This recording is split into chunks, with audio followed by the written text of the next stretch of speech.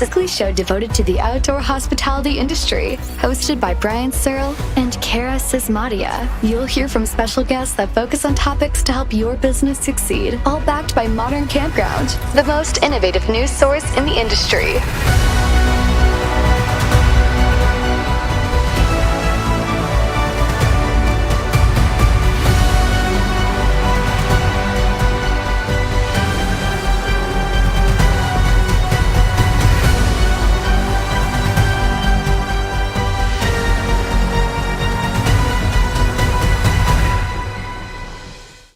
Welcome, everybody, to another episode of MC Fireside Chats. My name is Searl with Insider Perks. We are going to be joined shortly by Cara Csizmadia, our regular co-host. She's just in a meeting finishing it up, so she'll be here in a few minutes, hopefully. We're also hoping to be joined by Sean from 4 Points RV Resorts. He is scheduled to be on the show, too, maybe running a couple minutes late. And then Duncan, Winship, is also running a couple minutes late. So hopefully we'll have a few more voices on here. But in the meantime, we've got some really exciting guests. Joe Duemig is obviously joining us from At My Community, regular on this week's show, as well as Mike Harrison from CRR Lifestyle. And we do have Amir Harpaz from, is it Torrey Pines RV Resort, Amir? It's actually Harp Development, right? But I guess we're up here. Torrey Trails RV and Golf Resort. Okay, I'm not smart enough to know on my own. I just go by the show notes that people provide me. So I'm just really a pretty, okay, I'm not even a pretty talking head. I can't even say that. I'm just a talking head. So I don't really know what I bring to the table, but I'm glad that people are here that are smart that can correct me. So welcome to the show, Amir. I didn't hear you. You thought Amir's golfing in San Diego. I mean, that's what I would be doing. But anyway, but yeah. So super excited to have you guys here, and Amir's going to talk to us a little bit about EVs and things like that. So Amir, do you want to just take it away and introduce yourself? Tell us a little bit about your resort. Sure. So I'm with Harp Development. I'm a partner in Harp Development. We've been developing RV parks and campgrounds in Southeast United States since 80s, and we currently own and operate 5. Torrey Trails is our latest one, and that's located in central South Florida, just below Orlando. When complete, it'll be 721 sites. Right now, we have completed 368 of those, and 210 of those 368 sites are all EV enabled, meaning you can park your RV, have it plugged in, and charge your electric car at the same time. Awesome. So I definitely want to dive into that. We want to talk about EVs and some of the things, you've got going on, obviously, besides Torrey and stuff like that. Before I forget, I do need to mention that today's episode is sponsored by Firefly Reservations. We're super excited to have them here. We're going to play a brief video, and then we'll be right back from Firefly. Did you know most campers prefer to reserve online? Are you missing reservations? Firefly makes it easy to run your campground and accept reservations online anytime. With Firefly, you can quickly message campers, simply handle ongoing reservations, and automate emails and payment processing, giving you back time to run your campground. You can start your free trial today. No credit card needed. Visit fireflyreservations.com to learn more. So super thankful for Firefly for being a sponsor of this episode on a recurring basis. We're really grateful for them for their support. So let's dive into this, Amir, a little bit. Unless Joe or Mike, you have anything on your plates that you feel is super urgent we should be talking about first? Nope. All right. So Amir, tell us, and I want to talk about EVs and stuff, but before we do that, you've got a long kind of established relationship in the Florida area. So are you okay? What happened? Is everything good? So yeah, I mean, personally, obviously, physically, myself and my family are all good. Thankfully, we've had some damage to our property, but still a roof over our heads, so that's great. Our RV parks, ironically, the one that the eye of the hurricane went over hasn't had any damage whatsoever, apart from some landscaping. Well, the other one where the outer bands of the hurricane hit, we did lose a bathhouse. Well, I'm actually not too concerned about. I never liked the bathhouse, so I get to rebuild it from scratch the way I want to. Always glass half full, right? Yeah. But yeah, that's really good to hear. Like ultimately, like we hate that you lost the bathhouse, but given some of the damage that we saw to other properties in the I area, know, and I obviously, know. I'm very fortunate. I'm very yeah, fortunate. I mean, some people. I mean, if you go a little bit west of where I'm located, it's total destruction. It's like Fort Myers Beach. I've heard that 94% of the homes are gone for good. yeah, it's definitely a really tragic situation. So we Yep. always hope that those guys get through it, and anything we can do to lend our support to obviously you or anybody please reach out and let me know, and we'll do whatever we can to help and support, obviously. And I'm Appreciate sure that. Appreciate that. lots of people are on the ground, and I know Bobby's doing an awesome job with the association too. Yep. So, all right, so let's talk about something happy. EVs. Well, maybe that's happy. Maybe it's not happy. I hear like the charging networks aren't up to staff, and people are worried about whether they're going to have the amperage and what to do with people. So maybe it's not happy, but we're going to try to make it happy because it's coming, and we can't stop it, right? So talk Right. to us about EVs at Torrey and maybe some of the other properties, and kind of maybe what went into your philosophy when kind of preparing for these things. It's a great question, and we've been toying with this for probably a year and a half now. You probably know Mike Sorensen from Wild Energy, and really how this whole thing started with him. We've implemented his technology throughout the park, so every one of the 368 existing sites has a Wild Energy meter on them. And for those who don't know, really what it allows us to do is to meter the sites remotely. We don't have to send a work camper or physical person to the site to read it. Really great savings on operational costs, and we like the technology around the meters. We're big fans of what he does.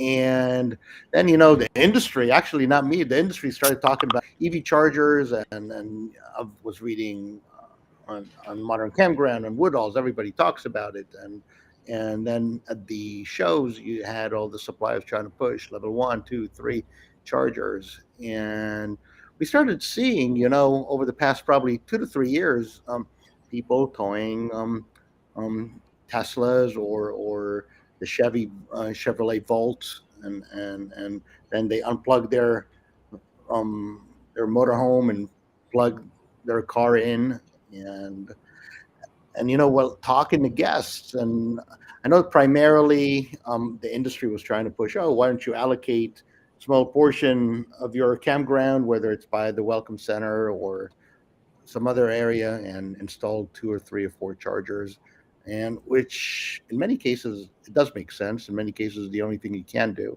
if you don't have the right infrastructure in the ground to support a lot of power. But we were under construction at the time when all this started going in the industry, and so we sat down with Mike, and he said, Mike, help us. We really want to see what's the right way to tackle EV, or what's the right way for us, I should say, to tackle EV charging, because the federal government announcing that by 2028 all car manufacturers will be electric. So what can we do to future-proof our investment in the park? Is that federal? I'm sorry to interrupt you, but is that federal or is that just California? And Oregon federal. now, I think. But okay, I didn't hear that. I'm talking about manufacturing. That's what they say. Whether they stick to it or not, that's a question that's above my pay grade. But at least that's what you read. But anyway, so we started talking to some of our guests that did come in with EVs, and how would you want to charge? And obviously, everybody, we want to charge on our lot. It's like, and then we also thought, if I have 4 chargers and 20 people want to charge, now I have an asset I need to manage. I need create booking slots, just like and then what if the guy walks away and doesn't come back to pick up the car, and then create a queue behind? They leave the laundry in the laundry room and the dryer can't be used like that. Exactly. It's exactly the same. It's a great example. So, and we also decided that we were not going to offer charging ability to people that come off the street. Meaning, if you don't stay with us, we have no desire to become a gas station. We don't see that as a income source, unless not even an income source. We don't want to have people come in and use us as a gas station. So we decided that the right way was to upsize the transformers in the park and offer and really deliver 200 amps to every RV site instead of the traditional 100 amps, the 50, 30, 20, or in older parks, even less. And then have a traditional 50, 30, 20 pedestal in the back for the RV. And then just small, cheap 50 amp pedestal at the front of the lot for your electric vehicle, if you have one. So it's very cost effective. It costs next to nothing to do per site. The transformers, that's a Florida Power and Light issue. It doesn't cost me anything. The pedestals are slightly more expensive, and you need bigger wires in the ground to support the additional voltage. But we felt that since people are staying at least one night with us, who cares if it takes you 8 to 10 hours to charge? That's in the worst case scenario, because typically people don't show up with a battery that's completely depleted. So, it's empty, 4 or 5 hours and they're good to go. And people actually, we found out, once we launched it in September, that people really, really like it. They like the fact that they don't have to drive anywhere in the park to charge. So obviously on the back end, once you plug in Mike's system communicates with our property management system, New Book, and billing starts taking place in the background. And when you check out, it just bills you. Mike Carrison, what have you done with EVs on your properties? I know we've talked about it a couple times, and maybe even on the show. But just briefly, do you want to kind of say what you're doing at your resorts? Yeah, we haven't done anything with the resort in Arizona. We are looking into the one in Coachella, looking at grants as well as working with Tesla to see if that is something that makes sense for the off-highway. That changes the dynamic, obviously, as Amir said. Do we want to be a gas station? Maybe. So we believe we will have some version of power charging when Coachella opens for EVs. And that's going to be kind of our trial, if you will, to see how it goes, because all of our resorts are fairly conveniently located off major highways. It's just one of our locational preferences. So it may really, work there. But Amir, I'm just curious, what kind of capital investment did you have to make? How much of that was supplemented by grants, and what kind of return do you think you'll get? So nothing was. It's all private money, all our money, and really the additional expense per lot was probably $600. Really, all it was is putting in a bigger pedestal, another 50 amp breaker, and a conduit and wire to the front of the lot, and literally a $40 50 amp pedestal just for the EV. So the ROI is immediate because there's also the intangible ROI. How the consumer sees you, that makes your park more attractive. But the ROI is immediate because of Mike's technology. Well, that's immediate in terms of recouping some cost. Right. But if it's a $250,000 capital investment, clearly I'm just, curious. That's what we've been, trying to think of is, do you have a couple main charging stations and some of the bigger ones up at the front? Is there one that goes at every site? What does a $250,000 of a capital investment get you, in terms of, will you get that back as people who are going to stay with you that wouldn't normally have stayed with you? Is there that much volume? So What kind of usage? think we need to take a step back then. It's like the park we're talking about is a long-term park. Mm-hmm. So it's not a transient Right. park. So people typically come in and stay for either a season, or we have, majority of the park is annuals and seasonal. Mm-hmm. It's located in South Florida, so it's not a very transient market. I think, in a location like yours, where you say you're off the highway, having chargers and being a gas station may make sense. If you look at fast chargers, they were initially introduced for when people were going shopping or grocery stores. They wanted to be in and out in 30 minutes and have their car charged. It's not the case for us. So people we're more, it's an RV park, but the operational model is like an apartment complex. So we really, Yeah, and we I have don't want people going in booking time slots at an EV charger. People want to stay on their 100%. Yeah. And I think that's good feedback. And we have a good mix of annuals also. I'm curious, what kind of usage or take rate have you had? Like, how many EVs have you seen, at your park since you installed all these? And was it more than it was before? So I can't say that yet. We're open. Just those sites have opened on September 1st. Um, the season for us really hasn't really started yet. Doesn't start till January. But there's been a lot of hype. A lot of the industry has definitely been talking about my park a lot, and the response from what we've seen. Whether it's so Facebook, that people talk about it, and phone calls that we're getting, and the fact that we're really the real thought behind it, if I'm honest, was to future-proof the park. Because if in a decade from now, I think we're going to be in a totally, totally different place where we are today. Um, and I'm not building a park for a year. If I'm sitting on it for the next decade, I want to make sure I have the infrastructure to support what's coming. Yep. And I apologize if Brian didn't tell you you were going to be grilled with all these That is questions. fine. No, I'm happy to talk about it. I have a lot of calls from other campground owners and people that come and visit me to see what we've done, or even Zoom calls where we show them how the back office of all this works and how the billing and operations work. I'm happy to share with everybody. For reference, Amir, Mike is the bad cop and Joe is the good cop on the show. Typically. Mike's just got better questions. Joe, I'm curious from Mike you. Sorensen really has been instrumental in making this work for us. So he's probably he's been on the show. Yep. Yeah. Okay. He was on our last one, excited. actually. Was he? Yeah. Okay. I believe so.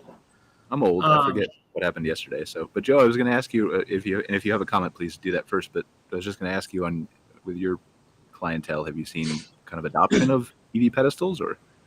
I'll get to my question in a second, but yeah, I have not seen them talking too much about it. I mean, it's talked about in every show we go to, right? That's the kind of the big topic, but for the most part, my customers haven't been asking us about integrating into things that do it, nor have I seen a big push there.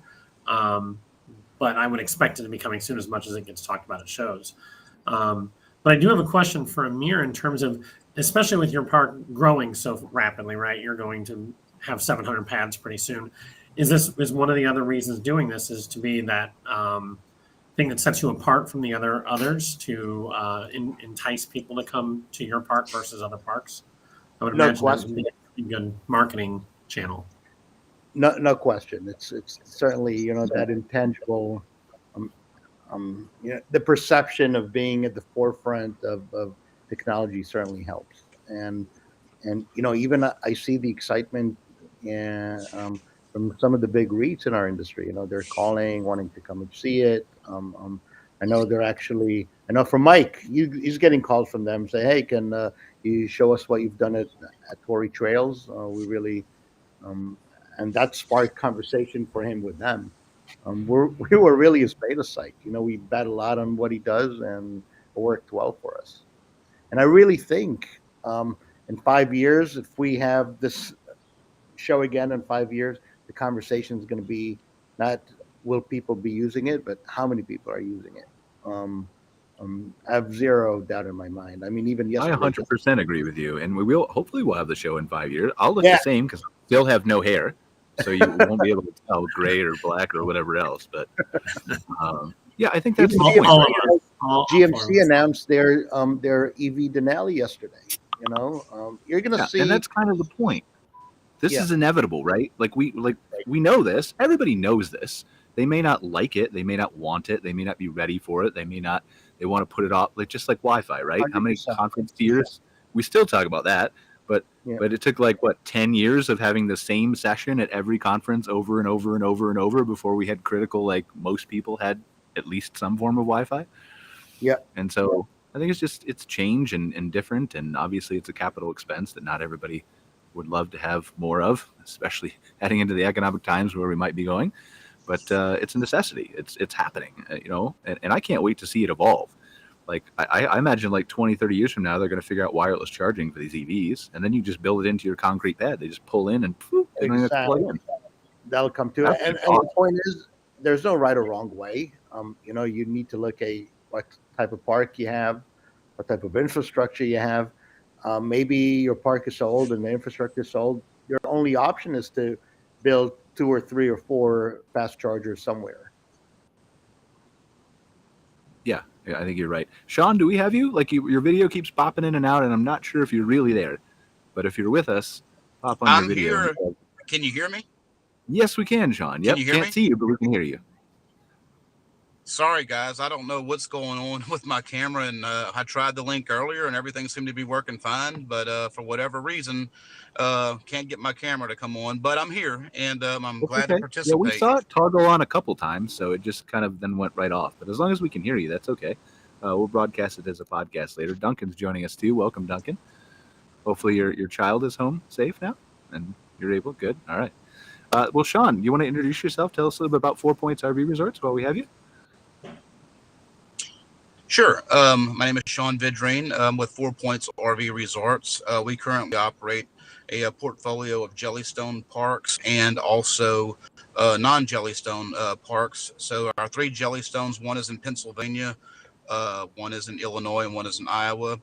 And we have another park called Paradise Ranch RV Resort in southern Mississippi. And we're currently working on a couple more acquisitions. What we do is everything that we do is extreme value add.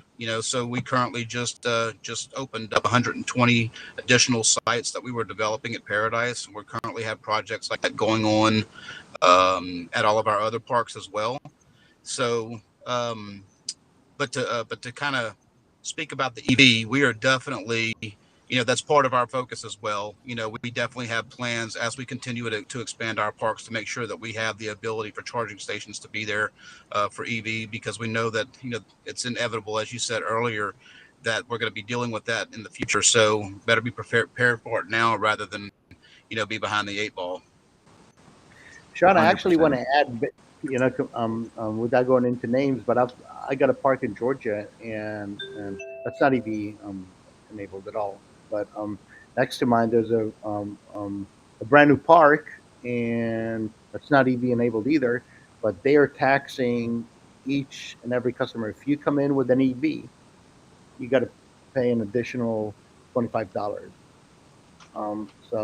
And that's, I think, it goes back to their inability to deal. How do I deal with this type of customer? How do I monitor what they do?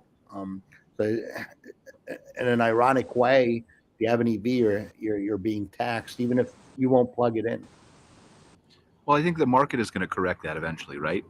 Right. And as the EVs are more widely adopted, much more than they are today, then I think eventually the market's going to correct that, and those parks are going to feel some pushback from their clientele who are getting charged and maybe not charging. That's kind of a tongue twister, but I think those things correct themselves. Just like we had a conversation up here with a group in Canada yesterday. They're allowing credit card fees to be passed on to consumers here, and so some of the big companies like TELUS and stuff for the internet are passing along those as an additional part to the bill. And we were having that conversation about, well, do I put that as an add-on fee? And I think the answer is still like the more you can bundle into, raise your prices to cover that fee, but the more you can bundle, the less consumers pay attention to and have to gripe about. Right. So yeah, you need to cover your electricity costs for EVs, absolutely. But how you do that, I think, is going to be a difference in a perception of consumers. In a lot of people don't realize when you plug an EV, when an RV gets plugged in, your amperage is all over the place, goes up and down. When you plug an EV for 4 or 5 hours, if you unplug your RV and plug, you have 50 amp draw constantly.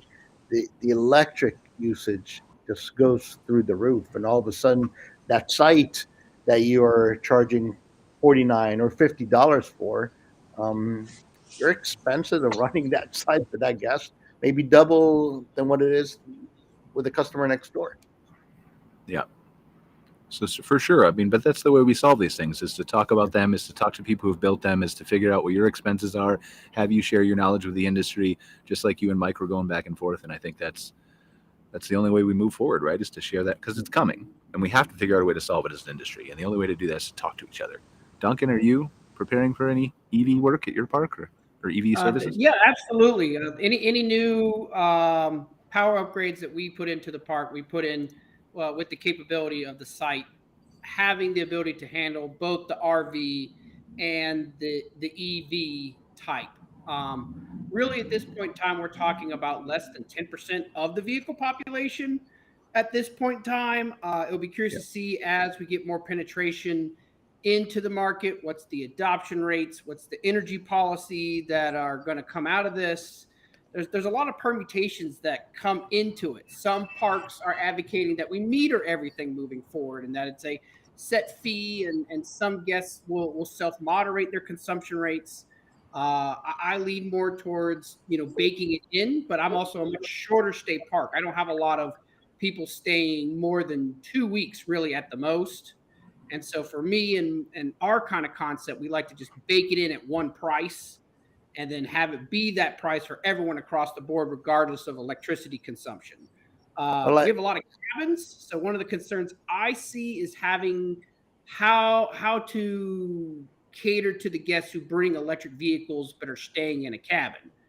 And I think that will be a more, I mean, you're going to have charging stations either at your main building or a secondary location or stuff like that, but it depends on how much penetration we get. I have 4 chargers, 60 cabins. What does that turn into? I think actually, Duncan, from my experience, EV charging and electric metering on short-term parks is a bigger issue than it is on parks like mine that are longer term. I've seen people come, and this is actually, as Mike, I don't know if Mike brought up the story here, but we've seen people that come in with a fifth wheel, and all of a sudden, Mike, I get a call from Mike. What is this guy doing on your site? I said, I don't know, Mike. Then we find out there's a massive crypto mining operation inside his fifth wheel. Like tens and tens of computers. We've seen people that come in and bring a massive commercial deep fryer and connecting it actually to the pedestal next door to the 30 amp. So the way Mike and I are those the norm, or are those the exception to the rule? To me, it's my job as a park operator is to minimize any misusage of utilities, and obviously my goal is always the NOI, and to make sure that I treat my guests fair and they treat the park fair. So the way we're discussing and I'll give you an example. That a Prevost that comes in will draw more than an EV actually. So that alone eats into your nightly profit. But the way Mike and I are addressing this, sorry, Brian, let me just finish that. No. We're taking an average of what a normal person uses, and we're saying, okay, let's build a 30 amp kilowatt hour day allowance, and once you get past it, you get charged, and I don't care what you have. Maybe that's the answer, though. What you just hit on, right? Maybe the answer is dynamic pricing for the type of rig and the type of vehicle instead of just the rate. Maybe that's we're seeing in cold areas. I got a place in the Appalachian Mountains. The newer RVs, because of liability issues, don't even have propane heaters anymore. It's all electric. Well, and I think, to your point earlier, Brian, I remember back in 2001 when we were switching to internet at the hotels, and, do you charge for it? Do you not charge for it? What happens to the phone in the room? What happened, is it, and obviously this is before wireless, and, it's evolved over the last 20 years. And if you think of the hotels, then they started instituted tiered pricing, for, basic Wi-Fi and then premium Wi-Fi. And every hotel conference included discussions about Wi-Fi. And, as we've heard several times, Wi-Fi at an RV resort is now a utility, right? So I think the EV is probably, we're in that 2001 phase now where people are talking about EV. Hey, we think we're going to do EV, and there's no good answer, right? What Amir suggested all sounds excellent, but what Duncan says, well, that might not work for me, and what I say is, well, not necessarily for me either, but how about this? And so I think there's going to be a lot of this trial and error, discovery, and eventually the EV is probably going to become a utility like Wi-Fi as people figure. But I think we're talking 5 to 10 years from now of But adoption even with rate. the hotels, you're getting free internet that's basic, and you can upgrade even today. Some hotels, but I remember when we went through it, everybody was doing something different. I guess that was my point. And I think with EVs, everybody's gonna do something different depending on their mix of their park, if they have annuals and not annuals, what their mix is, where they located, what size. Every site have it, or just a couple charging stations. And I think it'll be this 5 to 10 year period of discovery, and it'll be a topic at every ARVIC conference, because people are still trying to figure out, what the right answer is. Because it's a different right answer for everybody, right? And it's the same Right. thing. Like There is no right answer. You're right. Yeah, And, everybody still has different Wi-Fi services that they provide. Everybody still says some cabins include 2 people occupancy, and some have 4, and some have 8, and we charge extra for people. So I think it's just going to be what fits best for your resort. But that education, that conversation, definitely for sure needs to happen. And I think you're right. It's 5 to 10 years, but I don't think it's 20 years like Wi-Fi was. No. The other thing, Brian, you just said, what about dynamic pricing? But that already takes place. That in our industry, your electric provider charges you different rates throughout the day. Right. So this is what I'm saying. So when you go to book, instead of the date and time you're coming, maybe before you get a price, you have to choose what's your vehicle, what's your rig, and then a primo vehicle is a little like you don't see the extra charge as a line item, because that would be terrible. Right. People would complain all, but it displays the price after you fill out those brief amenities and options, and then you get a higher price. It happens eventually at some point. Yeah, for sure. And I think and again, part of that conversation and part of the owners adopting it and more people having EVs is that these reservation systems, NewBook, CampSpot, Firefly, etc., are going to have to build in these features that are being demanded by people. Correct. So, all right. Do we have anything, Sean? Was there anything else you wanted to add on EV, Sean? I know you're having some internet troubles, but I don't know if we have Sean. But if we have Sean, pop in whenever you have a chance, and we'd love to learn more about 4 Points RV Resorts and kind of how you got started too, which I think was the original point of having you on the show. But we're happy if you just want to chime in and tell us you're here whenever you get internet connection back. So what else is on the agenda? What else have we heard? Joe, Duncan, Mike, Amir? What else should we be talking about? And we got conferences coming up. Excited for those. I'm going to be living in Florida for 2 weeks in November. So it's going to be fun. Yeah. So I'm really excited to see what RVEC does, or I know they got a couple of EV panels going on. Want to see what conversations are sparked there. I certainly, despite having 210 so-called EV charging sites, have still a lot of unanswered questions, and looking to see more equipment, learn more, and really education is never a bad thing. Okay. So I don't think I'll ever go through a day in my life where I don't learn at least 7 new things and realize I'm wrong on 5 of them, right? So Sean, are you here? Do we have you? We can see you. I finally figured it out, I guess, guys. I've switched computers, and so for whatever reason it's working now. Sorry about that.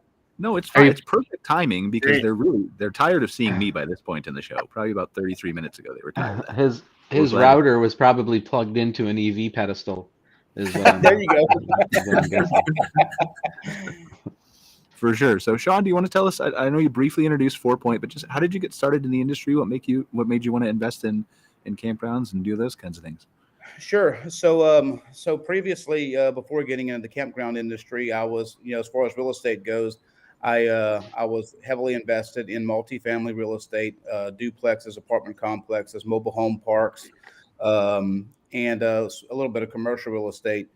And I happened to go ahead and put a couple of mobile home parks that I had on the market. And the realtor at the time had said, "Look, I'm getting ready to list this campground in Mississippi. Are you interested in this business?" I didn't know anything about it. Went and looked at it, and I went on a Wednesday in the middle of October or whatever it was, and there was like nobody in the park. And I'm like, I think I'm gonna pass. I don't understand this. Well, he introduced me to some people that had been in the industry for about 30 years. And after doing more due diligence on the business itself and taking a look at it, we, decided to go ahead and move forward and purchase it. And once getting a year of operations under my belt, I was like, you know what, this is a really cool business. And it really looked like, this was pre-COVID, so it looked like where the mobile home park business was whenever I first gotten into it, very fragmented. There at that time there was not a lot of large investors, private equity coming into the space, so you could buy some nice parks at a decent rate. So anyway, it was very attractive, and I seen once the business model was put in place and seen how fast we could grow. And once we've seen how much demand we had for that particular property, every time that we added a site or a cabin, it was like we knew that we were going to get our nights per year, as soon as we added them. So anyway, I just fell in love with the industry. And as I started going and going to the parks and seeing people come in with their families, and it was like, my job is really to make sure that these people have a great time, and really, and seeing families come together and spend time in the outdoors. I just, I got addicted to it. So it's been a lot of fun. It's a really cool experience to know that we're a part of really, getting kids outdoors and doing activities with their parents and family members rather than being stuck inside of a house on an iPhone or an iPad or something. So we're really focused on making sure that we deliver, an experience to all of our guests that they can go away, and these kids will remember this, for the rest of their lives. And hopefully that they'll, as they become adults, will, continue that tradition with their families. Awesome. It's definitely a good philosophy. So can I put you on the spot for a second and just ask, when you're acquiring a new resort, or when you're kind of looking to brand it, right? How do you decide? Because you said you own some Independence and some Jellystones. What goes into that consideration, whether you do one or do the other? There's a couple of things. So two of the Jellystones that we own now were Jellystone parks at the time that we bought them, and we wanted to keep those in the system. And then one of them was not, and we decided to bring that into the franchise. And the reason for that is that particular park needed a rebranding, and it needed, in our opinion, it needed branding in a way that the park was being managed in a way that was probably not the best. So we wanted to let people know right out the gate that, boom, there's a new company that bought this, and we're doing some different things. So and then bringing in the Jellystone brand and the products and whatnot, can be really helpful to a park that that needs that boost. If we acquire a property that already has a lot of demand, or we're seeing a trend in the demand, then maybe a Jellystone may not fit that as well, because the park on its own is doing what it needs to do and doesn't need the help that that the Jellystone brand would need to bring in. So, for example, like our park at Paradise Ranch in Mississippi, that park by itself has over 71,000 Facebook followers, and it's got a lot of demand. We're getting our nights per year on our transient sites that are above and beyond what we thought we would do when we bought it. So if we rebranded that to something else, I think it could probably hurt that park. So I think it's all about, what does the park need with regard to, for branding. It's, based on at the time we buy it versus what it looks like if we bring it into the system. Makes sense. I was always curious. Like, I know everybody has a different philosophy, right? But it always fascinates me to learn how different people think and make their business decisions. So, guys, what else do we have to talk about? We've got a lot of brilliant minds on here, and me. So you must have something that you want to talk about that you've seen in the industry. You want to talk about upcoming conferences? Sean, are you going to be at any conferences? Yeah, I am planning to be at ARVIC. I do have to go to the Jellystone Symposium the first half of that week. They kind of overlap. And then I do plan to attend IAAPA. I've never been to IAAPA, and we are looking to add new amenities to our parks. So I definitely want to see what IAAPA has to offer. IAAPA is incredible. That's When what is I hear. IAPA I've this never year? been. I'm excited about it. So When is definitely it? check that out. It's in Orlando right after the Arvik convention. Yeah, So, there's about okay, a week. so- Yeah, and it's really designed for Theme park. family entertainment centers, and that runs the full gamut of large scale water parks, indoor arcades, laser tag facilities, go kart facilities. It's really a You need 4 days to go version through of it. camp. It's not campground. It's what a lot of campgrounds are adding to their parks. Is it over the weekend though? Because I have to No, go to the it's the KOA week after. convention. Oh yeah, so I'm gonna be at the You KOA unload, convention. they'll unload the Arvik convention in the Orlando Conference Center, and then Monday afterwards is when they'll open the educational portions of it, and I think the trade show opens Tuesday. I'm building Okay, a new I'll have to see park if I in can Tennessee. sneak over and because I'm bringing KOA a is lot the same place as Arvik, I think, from the 14th to the 17th They're or the something. third week of, I believe, because it goes Arvik, IAPA, then KOA. No, Arvik and KOA are a week after each other. Arvik is the 6th through the 10th, and then there's like the Friday, Saturday, Sunday off, and then KOA hits in the same west area of the convention center. So maybe Well, then IAPA they're runs doing it on currently the in same that area. time as KOA. Yeah. So anyway, but yeah, I've always wanted to go there. I think Joe exhibited there one year, didn't you, Joe? I planned on it, and then COVID happened, so it got canceled. Oh, we I were didn't really, realize. we were really considering doing it this year. Main reason we were going to do it last time was because Arvik was in Orlando, and so we figured a lot of campground owners would kind of parlay the experience like Sean's planning on doing, and going to IAPA right afterward. And so we thought about it doing it again this year, but we've just been trying to scale back some of the trade shows we go to. Not that that's really happened, but we're trying. So that one's a pretty expensive one. You just got to move to Canada. That was my excuse. Well, I'll actually the week right after that I'll be in Canada. So I think the Where are you trade going? show. Oh, the Ontario one. Yeah. With the Yep, Ontario. the Ontario one's happening. Mm-hmm. So I would go to that. Nobody invited me, so I don't know. I should probably. Yeah. reach So out. I have Coney coming up starting on Halloween, and then Arvik, and then I'll be going to Camp X in Ontario. Yeah, Camp X is a really good show. I actually probably wouldn't go because my schedule is so crazy, and I have vacation planned in December. But and then you're going to Branson too, right? Yes, and I'll be at COE in Branson in December. Who else is going to Amir? You'll be at Arvik, right? Yeah, I'll be at Super Arvik, Amir's a staple at Arvik. You can't have Arvik without Amir. and I'll be at IAPA. I don't know what Camp X is, believe it or not. Well, it's Camping in the Ontario. yeah, Camping in okay. Ontario's Okay. provincial. I've heard a lot about. Okay, so at the Ontario show, yeah, I've heard a lot about it, but I've It's a never been really there. great show. Like, yeah, Yeah. Alex puts on an awesome show up there in Ontario. So, Duncan, where are you going? Anywhere? I will be at Arvik because we are nominated as a finalist there, so we'll see how that goes. For which one? Congratulations. For Campground of the year? medium-sized park of the year. Nice, awesome, So we'll congratulations. see how that goes, and then I'll be at IAPA. So those are our two big And then- conferences we have planned. I think we have another award nominee on the call if they want to toot their own horn. Yeah, we're going to Arvik also, and we're nominated for Large Park of the Year. So we could drink together, Duncan, when we both celebrate. Sounds good to me. I'll take it.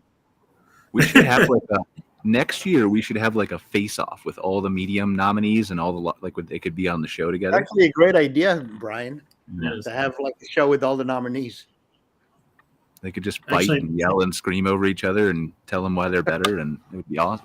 We could have like a wrestling match in person because we're back in person right now, so we can do that. Joe, can you set that up? We can live Oh stream. yeah, it. I'm right on top of that. Karen, I have EV charging stations. No, I have EV charging. They could bicker back and forth. Well, that's how the reservation panel used to go, right? I was gonna say the same Still thing. It'll does. sound like a It reservation. still does. It still It would does. be awesome. We had Jeff Hoffman on here. He was kind of peeking in, and I'll let him back in if he comes back on the call. But he was supposed to join us. He was at an investor conference somewhere, I think. Maybe it was. Is it the one in Alabama there, Joe? That Ed's running? Is that happening right now? I have not looked. I'm not positive. Oh, okay. I saw a little bit about it the other day, but I don't know. But anyway, yeah. We have 15 minutes left, guys.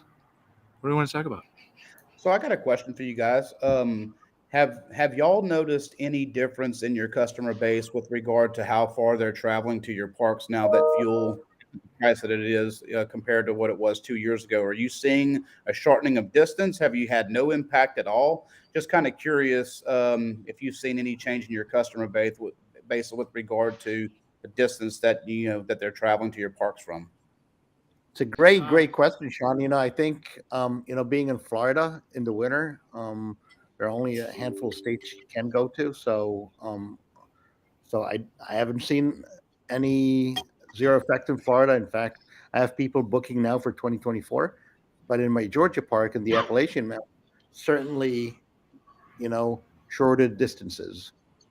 I think it's starting to ease up a little as gas prices are slowly getting back to where they were, but like a few months ago, certainly.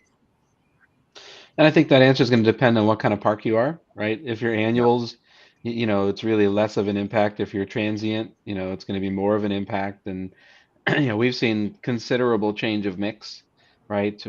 Our transient mix has dropped and our seasonal actually has gone up. Part of that is, we've changed some of our revenue management philosophy, which means our ADR is down, a little bit. So our revenue is still good, but our expenses are a little bit up. But our bookings, into season, our season's a little bit different. We're snowbird season, so Q1's still very, very strong. But yes, we've seen a shorter booking window, shorter distance travel with transient business, for sure. And we've been monitoring this. Excuse me. I've been talking to Brian about this for 4 or 5 months now at this point, just in general, and it's been going like this a little bit.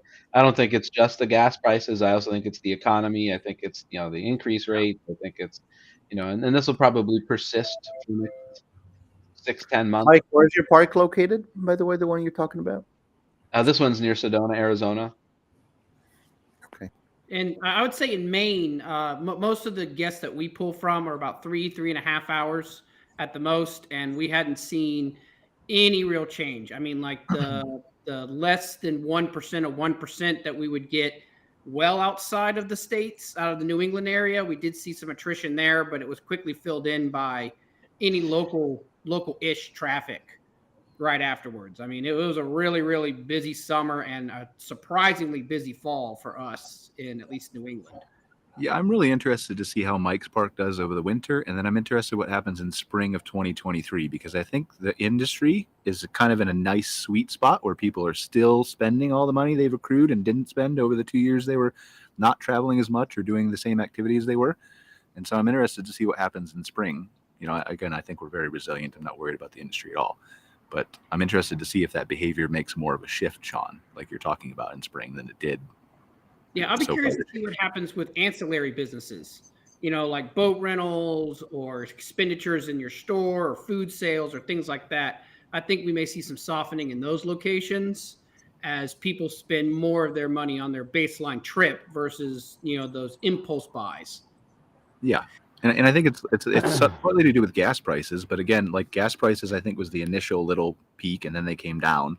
But like Mike said, I think it's the entire economy that's impacting how far you travel, not just gas prices now. Yeah, and I think, when you get the annual camping report, both from RVIC and from KOA, it'll be really interesting because just like we said, everybody on this call has a different property type. So depending on how regionalized you are, how national you are, depending on, what size of property you are, depending on your mix, the answer will be different for everyone. So when we get those aggregated answers about size of park, region, that'll tell us a very different story for everyone, just depending on what each individual property circumstance is aggregated into their property type. So that'll be cool to look at. As far as the 100%. ancillary revenue from our experience this past year, for sure at the Jellystones and even at Paradise, we have not seen a decrease in the ancillary revenue. We've actually seen an increase in ancillary revenue at all locations.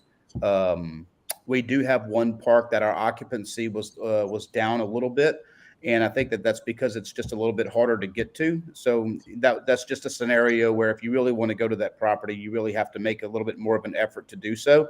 But other than that, from an ancillary standpoint, store sales, cafe sales, golf cart rentals, boat rentals, at least, we have not seen, any softening of that. I mean, our dollars per site night have actually gone up this year with regard to ancillary revenue in those spaces. Same for us. Yeah, I haven't heard that from any clients either. That's why I'm curious what happens in spring. I think eventually people are going to spend through that extra money, and then do they continue spending on that ancillary? Yes, they go camping, but does that behavior change? I don't know. But it's interesting. Well, we'll see. it's a little bit of an unknown, because do we get new business? It's still going to be much more affordable than a hotel vacation, Yep. right? Or a Disney vacation. So do Sure. we get new customers always, into the business? Do we get new customers into the business that weren't there before, right? Do they try out glamping, if they can find a, cheaper covered wagon? I mean, so it's something to monitor, but very, very, very hard to predict. Yeah, absolutely. My park in Georgia is actually more expensive than the Best Western and the Marriott Courtyard in town. Well, thanks for ruining our high, Amir. Like, we were up here, and you just brought us down. Hey, that's good news. I was gonna say, that's not ruining a high. That's like bringing us on a high. Yeah. Well, not if the behavior is going to change and they're going to go to campgrounds instead of hotels because of price. Yielding up to it, or that's the demand he can get for it. That's the best news ever. Yeah. Anyway, you're right. But I want to quickly pivot the topic just here for a second. The last few minutes, we've got Jeff Hoffman who joined us, and I don't want to kind of let him sit there and ignore him. He looks really tall. How are you doing that, Jeff? I want to, like, it's just your camera. Like, you look like super tall and massive and imposing. Because I'm broadcasting from my car. I'm actually at Mobile Bridgman's first annual investment event, and potential campground developers together to meet. In that conference, what I forgot to allow for was the hour from going from Eastern time across the river to Central time over here. So that's why I'm an hour late. That's all right. We got you for a couple minutes. So tell what you want to talk about the investor conference. I read about it briefly, but what it is. Is it well attended? Is it going well? I think it's pretty well attended.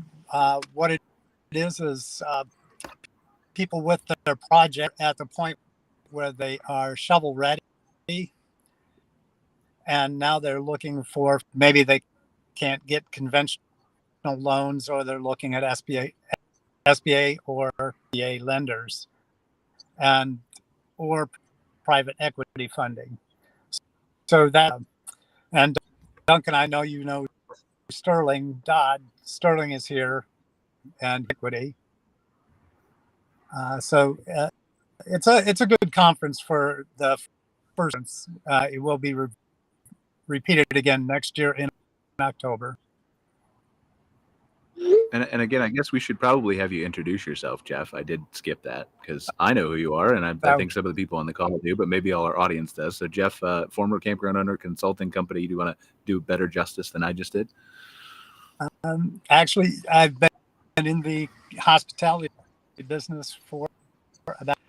I've owned numerous campgrounds, hotels, and over the last few years, I've sold them all off except for that's in my hometown, and it's run by a good general manager in there.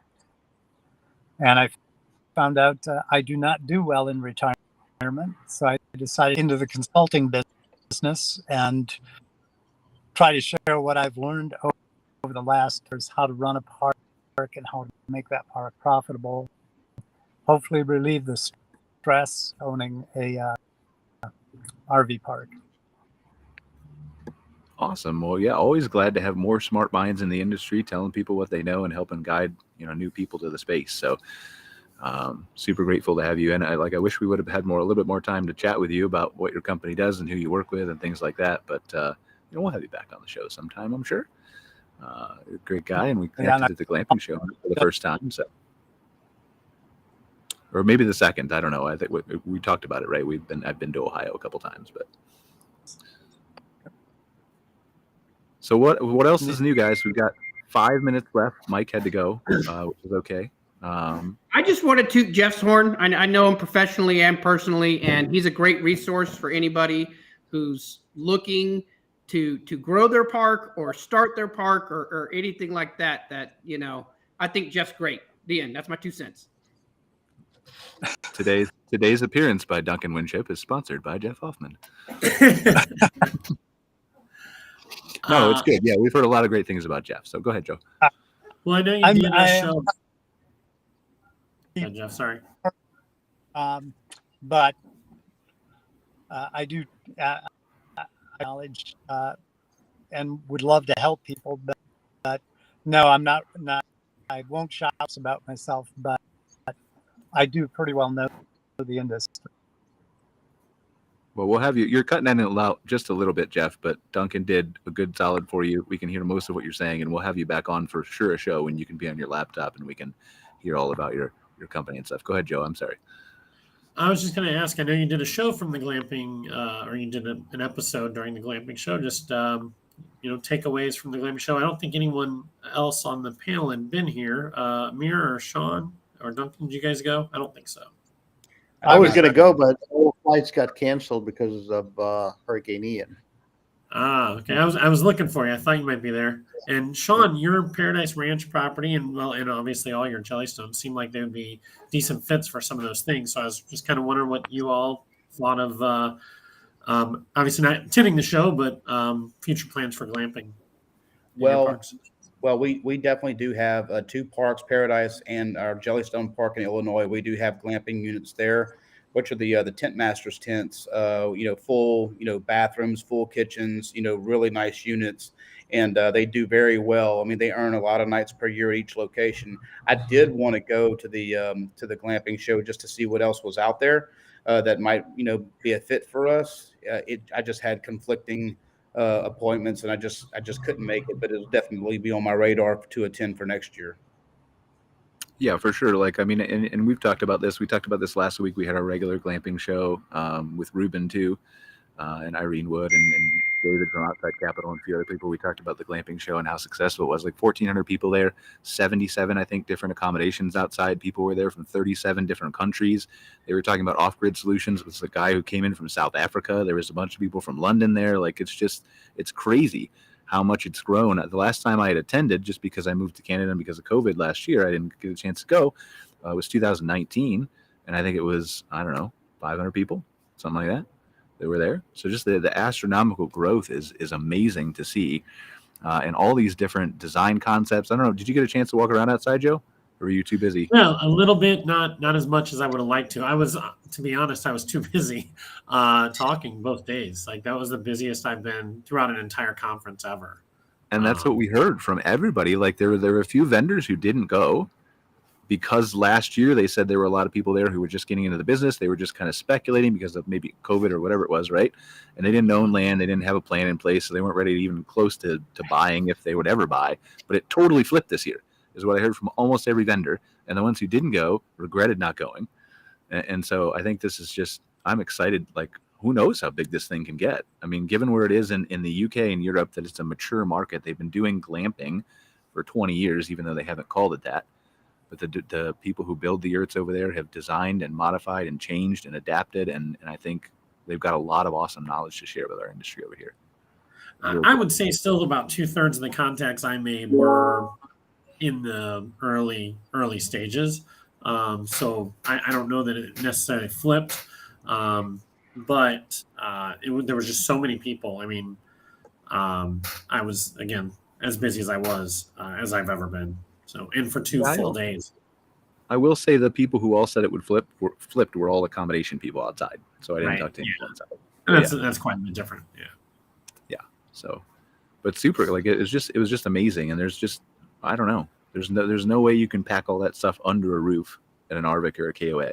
And certainly they will have glamping accommodations there that you can tour, but they can't fit 77 like that. Yeah. So, but for sure, yeah, you should all go and network, and it's an amazing time. So, but I think that's all we got. Does anybody have any final thoughts? Yeah, looking forward to seeing and meeting everybody at RVIC.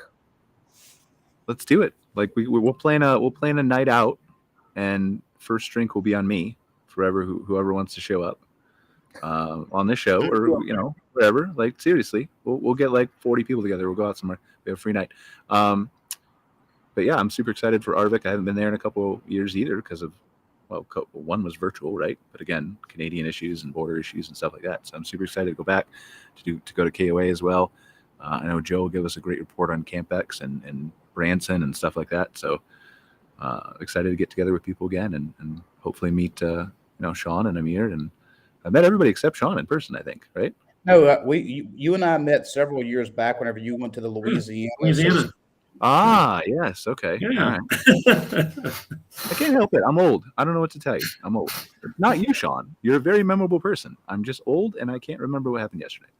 So, but thank you guys. I really appreciate you joining us for another episode of MC Fireside Chat. Next week, we're going to have our RV industry outdoor rec focus show. Looking forward again seeing you guys all in person. So take care and we'll see you next week. Thanks, guys. Bye. See ya. Thanks for watching this episode of MC Fireside Chats, hosted by Brian Searl and Cara Csizmadia. Have a suggestion for a future show or want to see your campground or company as part of an episode? Email us at hello@moderncampground.com. Join us next week for another episode. And don't miss the latest outdoor hospitality news and commentary from around the world at moderncampground.com.